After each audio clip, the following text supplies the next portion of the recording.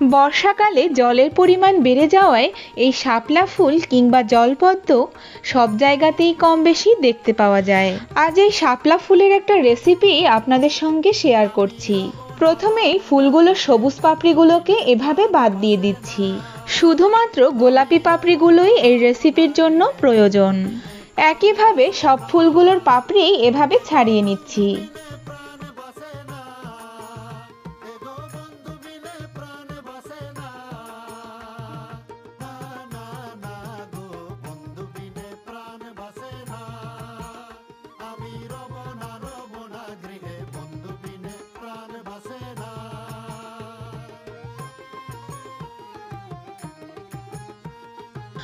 পাপড়িগুলো ছাড়িয়ে নিয়ে ভালো করে কিন্তু ধুয়ে নিয়েছি, আর এভাবে একটা ঝুড়ির মধ্যে জল ঝরাতে দিয়েছি।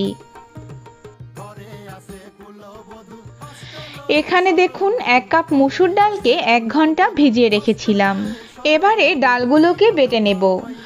প্রথমেই ছোট সাইজের 5 কোয়া রসুন দিয়ে দিচ্ছি, আর সঙ্গে একটা কাঁচা লঙ্কা।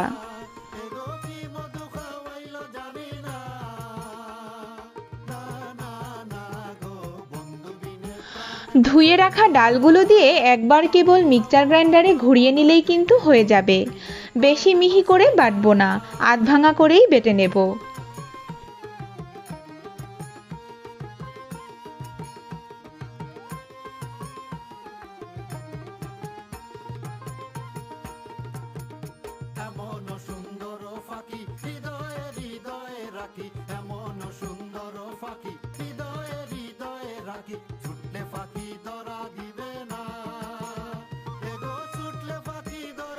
বেটে রাখা ডাল একটা পাত্রে নিয়ে নিলাম, আর সঙ্গে দিয়ে দিলাম 2 চা চামচ চালের গুঁড়ো, 1 চামচ বেসন, হাফ চামচ হলুদ গুঁড়ো, স্বাদ মতো নুন, আর হাফ চামচ কালো জিরে।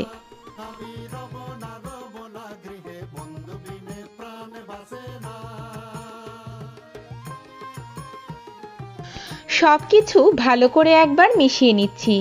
আমি এখানে কোনো রকম জল ব্যবহার করছি না, তবে আপনাদের কাছে যদি বেশি ঘন মনে হয় সেক্ষেত্রে অল্প জল ব্যবহার করে এভাবে অনবরত ফেটাতে থাকবেন।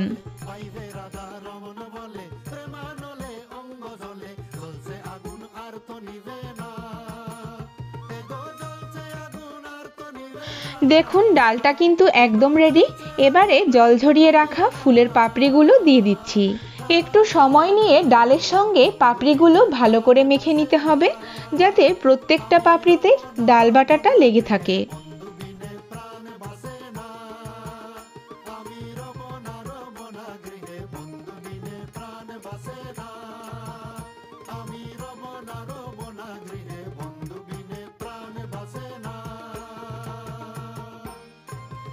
একটা ফ্রাইং প্যানে সাদা তেল গরম করে নিয়েছি, আর তাতে ডাল দিয়ে মেখে রাখা ফুলের পাপড়িগুলোকে ছোট ছোট শেপ দিয়ে এভাবে তেলের উপরে দিয়ে দিচ্ছি।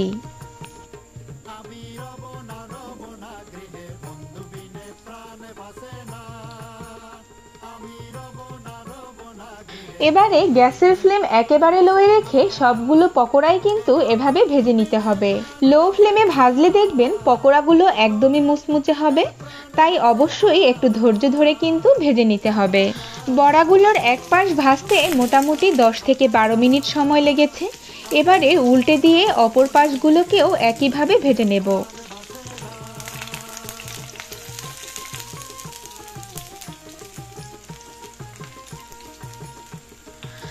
এই শাপলা ফুলের বড়া কিংবা পকোড়া আপনারা আগে যারা কখনোই খাননি তারা এভাবে একবার ট্রাই করে দেখুন। এটি কিন্তু খেতে ভীষণই ভালো লাগে। এটা আপনারা চায়ের সঙ্গে ইভিনিং স্ন্যাক্স হিসেবেও পরিবেশন করতে পারেন, কিংবা গরম ভাতের সঙ্গেও কিন্তু প্রথম পাতে পরিবেশন করতে পারেন।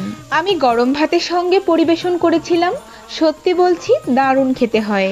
তাই অবশ্যই বাড়িতে তো এভাবে একবার ট্রাই করবেনই, আর আমাকে কমেন্ট করে জানাতেও কিন্তু ভুলবেন না।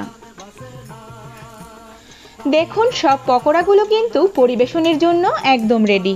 তেল ঝরিয়ে এবারে তুলে নিচ্ছি। আপনাদের একটা ভেঙে দেখিয়ে দিচ্ছি যে এটা কতটা ক্রিস্পি হয়েছে। সাউন্ড শুনলেই নিশ্চয়ই আপনারা বুঝতে পারবেন। সকলের সুস্থতা কামনা করে আজ এখানেই শেষ করছি। দেখা হচ্ছে নতুন কোনো রেসিপি নিয়ে।